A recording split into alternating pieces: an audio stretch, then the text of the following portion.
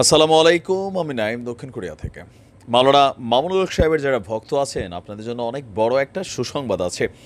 আর একজন পুরুষ হিসাবেও আমিও কিছুটা খুশি এই কারণে যে বাংলাদেশে নতুন একটা ধর্ষণ কাণ্ডের একটা বিচার হয়। আমরা দেখছি বিভিন্ন জায়গায় বিয়ের প্রলোভন দেখিয়ে ধর্ষণ। ভাই, ছেলে মেয়ে রাজি থাকে, লিভ টুগেদার করে, জামাইয়ের সংসার ছাইরে এসে আরেকজনের সাথে পরকিয়া করে, এরপরে যখন পোলা পোল্টিনে মাইয়া পোল্টিনে বেশিরভাগ ছেলেদের উপরেই পড়ে যে বিয়ের প্রলোভন দেখিয়ে ধর্ষণ। এটা আসলে কোন ধরনের ধর্ষণ? আমার মনে হয় যে আইনে অন্তত এই ধর্ষণটা একটু সংস্কার করা দরকার। যাই হোক, মাওলানা মামুনুল হক সাহেবের জন্য বিশাল সুসংবাদ।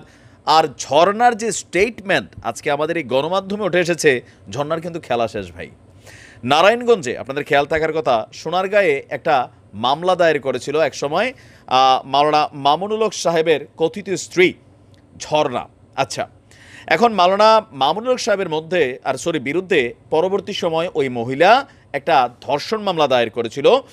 আর সেই মামলাটির আজকে 4 এপ্রিল দুপুরে নারায়ণগঞ্জের নারী এবং শিশু নির্যাতন দমন ট্রাইব্যুনালের বিচারক নাজমুল হক শ্যামলের আদালত আপনার মাওলানা মামুনুল হক সাহেবের জামিন মঞ্জুর করেছেন। তবে মাওলানা মামুনুল হককে আজকে আদালতে উপস্থিত করা হয়নি, তার আইনজীবীদের মাধ্যমে এই জামিনের বিষয়টা সামনে এসেছে।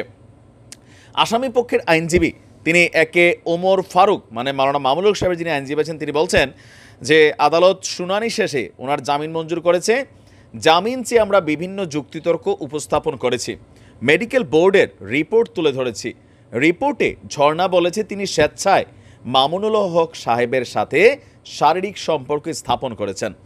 মামুনুল হকের সাথে তার বৈবাহিক সম্পর্ক চলমান থাকার কথাও তিনি উল্লেখ করেছেন। সেই সঙ্গে বাদীর ছেলে আদালতে সাক্ষ্য দিয়েছে যে তার মায়ের সঙ্গে মামুনুল হকের বিয়ে হয়েছে। আদালত সব কিছু বিবেচনায় নিয়ে মাওলানা মামুনুল হককে জামিন মঞ্জুর করেছেন।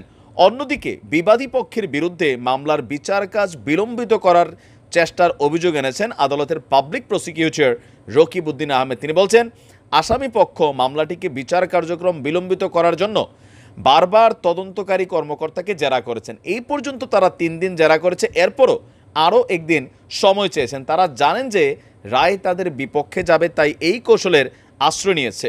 এ পর্যন্ত যারা সাক্ষ্য দিয়েছেন সকলেই মামুনুল হকের এই কাজের সঙ্গে সম্পৃক্ততার কথাই বলেছেন। তো এখন জামিন দিল কেমনে?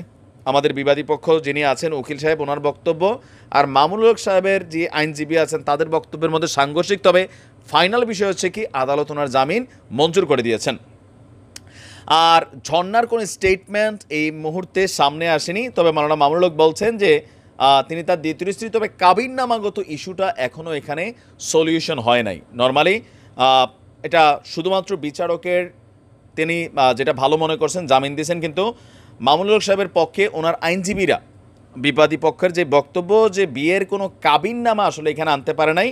তবে মামুনুল হক সাহেবের যে বিভিন্ন বক্তব্য অতীতে আমরা শুনছি যে এটা ওইভাবে কাবিন করা না গেলেও, কাবিন না হলেও শরীয়ত মোতাবেক কলেমা পড়া সাক্ষী রেখে কিন্তু আসলে বিয়েটা করানো হয়েছে। তো যাই হোক, ওনার আরও বেশ কয়েকটা মামলা এই মুহূর্তে চলমান আছে। আশা করা হচ্ছে সবগুলোতে তিনি এবার সামনের দিকে জামিন পাবেন, কারণ লম্বা একটা সময় কারাগারে তিনি আছেন।